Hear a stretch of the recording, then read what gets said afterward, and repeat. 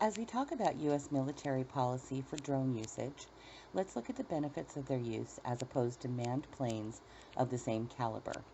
They're built like an airplane, and more recently, like a helicopter.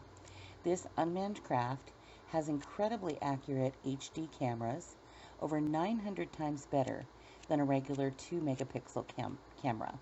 The drone can be easily tracked and can send back both stills and video feed.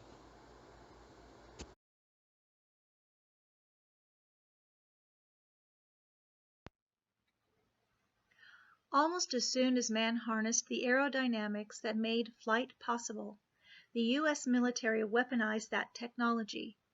This included testing drones as a means to bomb the enemy during World War I. However, it became rapidly apparent that while technology allowed the military to use the skies, uncontrolled drones could not be maneuvered, targeted, or retrieved. Drone use was therefore abandoned as a means of weaponry at the time. However, shortly after World War I, drones were designed that could be radio controlled. This increased their accuracy and reopened the possibilities for the use of drones in warfare. The first drone to be launched, guided, and landed was an American-designed Curtiss F-5L in 1924. During World War II, Allied planes normally manned with pilots were stripped down, loaded with explosives, and piloted by the crew for a short duration. The crew would parachute out at a specific point, and the planes were radio controlled by a mothership until they reached their targets, at which time the planes became the bombs themselves. After World War II, advances in guidance technology, driven primarily by the military, continued until the first successful air-to-surface drone strike in 1971.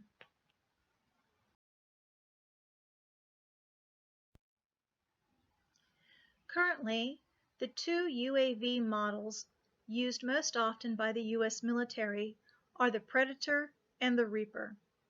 The Predator drone is the Reaper's predecessor, and while the Predators are still in service, the Reaper UAVs have more advanced technology, along with a greater range and much higher payload capacity. However, along with these technological and weaponry upgrades, the Reaper's price tag is double that of the Predator.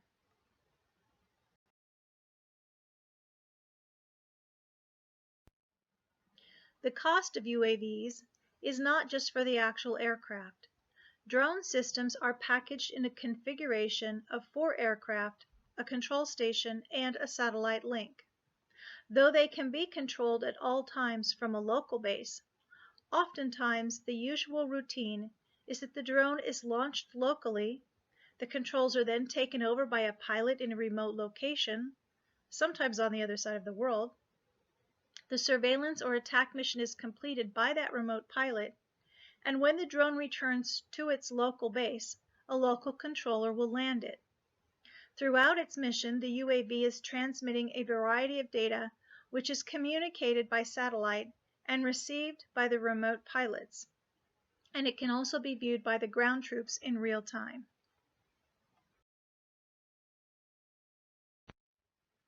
As with any weapon, there is always research and development towards some type of defense, something that can either take out the weapon or protect combatants from the damage the weapon is intended to inflict. By their very design, drones are difficult to defend against using assault weapons or machine guns from the ground because the drones are small and very fast-moving. As the U.S. understands it is not the only military that has drone technology, it has actively sought a defense against this very same type of weaponry in order to protect its own troops from UAV attacks. This has brought about the development of an anti-drone jamming gun, such as the one in this photograph, which uses radio signals to disable the drone instead of physical ordnance. This jamming device also does not pose physical risk, thereby making it ideal for eliminating collateral damage while protecting troops. The U.S. also has recently developed a weaponized drone with helicopter-like flight movement. These are smaller and more maneuverable than the current Predators and MQ-9 Reapers, though their range is shorter. Because of the limited amount of landing space required, these UAVs are being deployed from U.S. naval ships.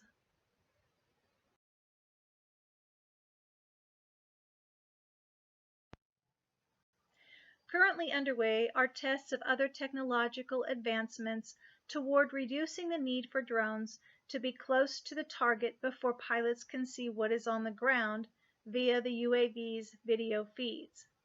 With these newer technologies, drones will be capable of sending back video images from 20,000 feet altitude and up to 65 miles away from the target being scanned. In addition to also adding color technology to the video stream, this functionality provides greatly improved reconnaissance and targeting capabilities. But what about the future of military UAV technology? Efforts are underway to improve UAV's ability to avoid anti-drone weaponry. Also, there is a focus on eventually trying to develop artificial intelligence algorithms which would allow the drones to become more autonomous, responding to targeting and avoidance and surveillance situations more rapidly. In an entirely different direction, some developers are looking at ways to potentially manufacture UAVs very inexpensively, and once these masses of drones are produced, deploying them through a swarm formation whereby they would collectively take out a ground target, overwhelming it not with incredibly advanced technology, but simply by the sheer volume of the weaponized drones.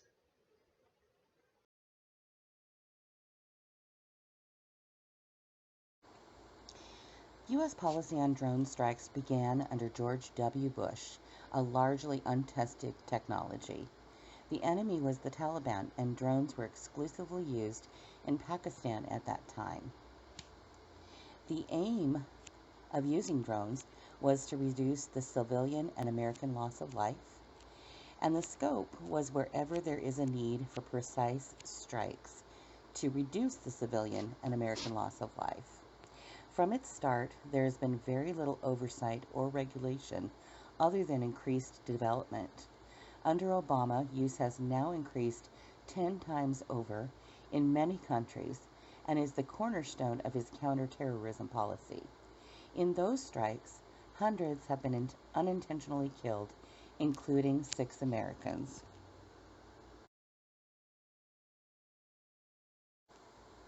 Are U.S. drone strikes justified, legal, and part of a just war ideology? Drone strikes are legal if war is declared, and the caveat there is if the negotiations have failed. There does have to be negotiations first. Any leaders of that country are legitimate targets. Terrorist groups are an issue, though. They are fluid and can be in many countries. So they have had a special dispensation saying that they may be attacked wherever they are. Policy requires strikes to be limited to military objectives, which again is very difficult when you're looking at a terrorist group that is based in many different countries. With an unstable target, achieving that goal is difficult. In simpler times, General Eric Holder had this opinion on shooting down the leaders of countries which were at war. He said that it was legal to shoot down the plane carrying Admiral Isoroku Yamamoto because we were at war. Negotiations had failed. And he states that the same rules apply today. Unfortunately, the enemy has completely changed. While George W. Bush limited his drone strikes to the country of Pakistan, which we were actively at war, Obama has deployed drones in Pakistan, Yemen, Libya, and Somalia. He has also built up a network of about a dozen drone bases abroad, from Niger to Kuwait. In 2013, in a speech, Obama promised more transparency with regards to results, leadership, and the success rates.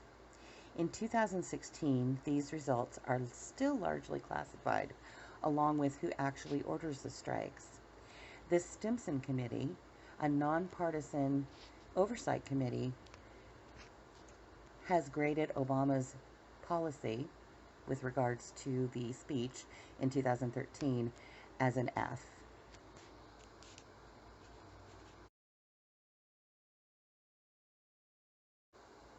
Unfortunately, with everything remaining largely classified, we really don't have accurate, transparent statistics. We have what the media says. U.S. News and World Report says 396 strikes, 2,200 to 3,600 killed, and of those, 250 to 300 are civilians. The Bureau for Investigative Journalism says 415 strikes, 200 to 4,000 dead, 400 to 950 civilians. Unfortunately, a true accounting has not been released publicly. And without true casualty figures, determining whether this fits under a just war policy is actually undeterminable. The whole idea behind the just war policy being to reduce civilian losses. Now, if we're going with U.S. News and World Report, well, okay, so that's about 10% of those that were killed, and that is better than before.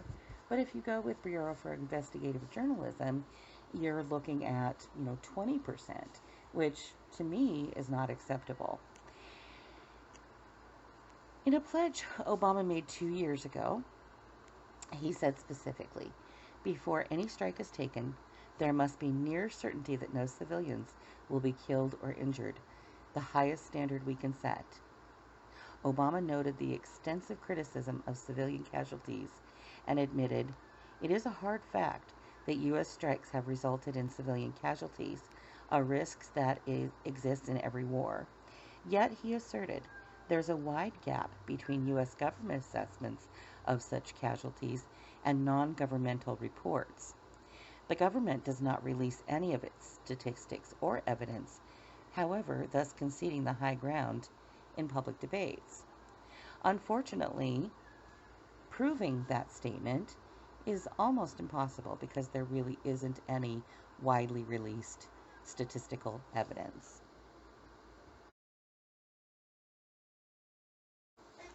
The Stimson Task Force on U.S. Drone Policy was formed in 2014 as an oversight committee to grade President Obama on his implementation and success of the military drone policy.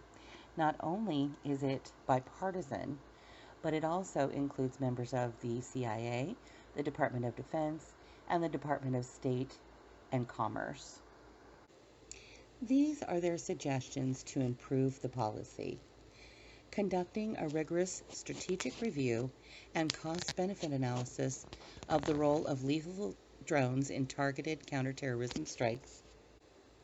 Improving transparency through the release of a detailed report from the administration explaining the legal basis for U.S. conduct of targeted killings, the approximate number, location, and organizational affiliations of those killed by drone strikes, the identities of civilians killed, as well as the number of strikes carried out by the military versus the CIA. Transferring general responsibility for carrying out lethal drone strikes from the Central Intelligence Agency to the military. Developing robust oversight and accountability mechanisms, including an independent commission to review drone policy and past strikes. Fostering the development of appropriate international norms for the use of lethal force outside traditional battlefields. Assessing drone-related technology developments and likely future trends, and creating an interagency research and development strategy. And finally, reviewing and reforming drone-related export control rules and Federal Aviation Administration rules. The 8 recommendations provide detailed and specific steps to achieve a more transparent U.S. policy that can account for changes and developments in drone technology. These recommendations serve as guidance for the Obama administration and any further administration in order to develop a cohesive and comprehensive U.S. approach to this technology and to better set international precedents on the use and proliferation of these systems.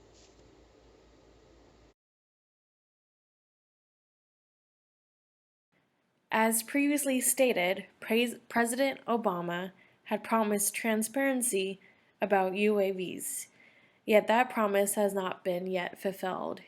Each country has their own laws and policies, but it looks like transparency is still not being shared around the globe. Each nation must interpret another state's laws. However, the law of war is misleading, ambiguous, and vague.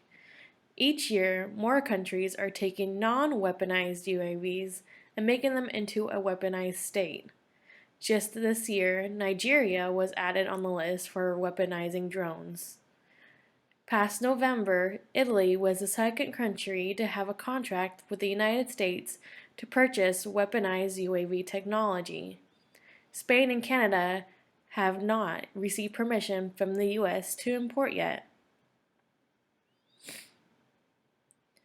The Missile Technology Control Regime aims to limit the spread of ballistic missiles and other unmanned delivery systems that could be used for chemical, biological, and nuclear attacks. The regime urges its 35 members, one which included most of the world's key missile manufacturers, to restrict their exports of missiles and related technology capable of carrying a 500-kilogram payload at least 300 kilometers or delivering any type of weapon of mass destruction.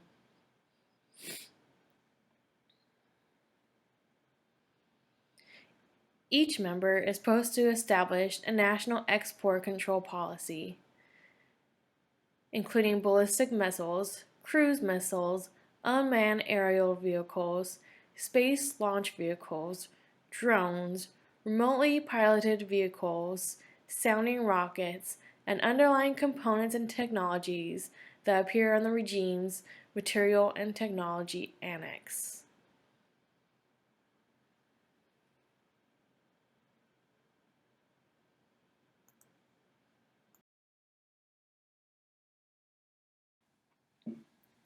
The United Nations believe that the use of unmanned aerial vehicles are of value to use during peacekeeping missions around the world.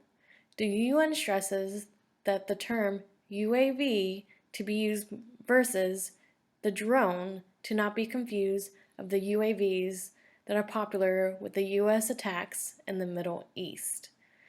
Peacekeeping missions include the surveillance of agriculture, disaster response, and conflict.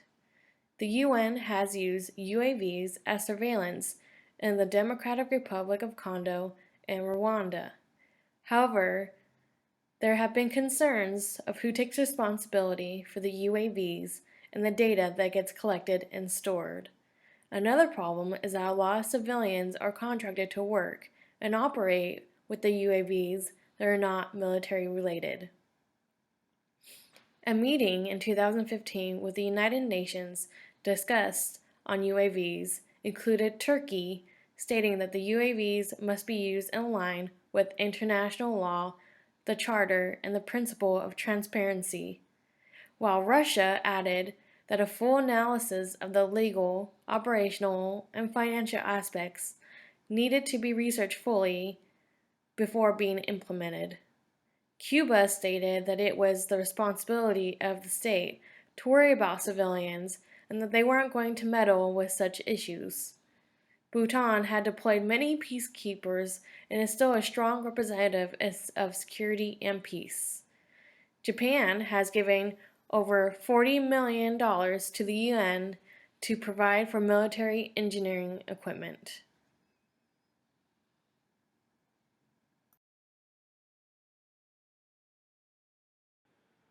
Supreme emergency is a controversial subject that probes morals and ethics.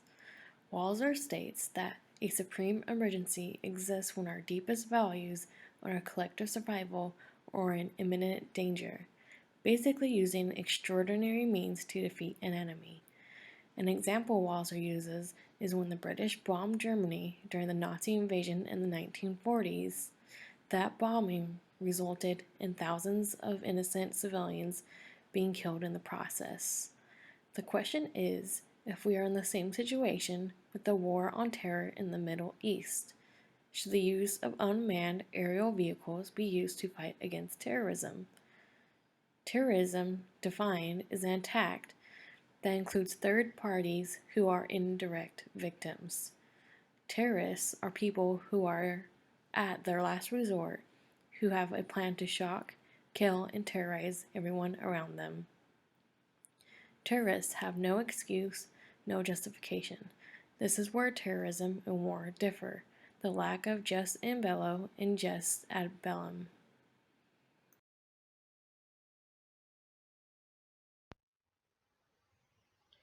During her tenure as Secretary of State, Hillary Clinton supported President Obama's increased use of targeted drone strikes, citing that dozens of senior terrorist leaders have been eliminated through these strikes.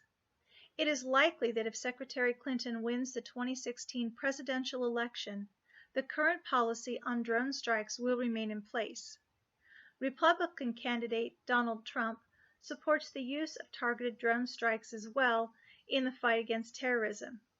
Controversially, he has also proposed using drones along the U.S. borders to reduce illegal entries. What capacity those UAVs would serve, whether they would be used for surveillance or attack, has not been elaborated on.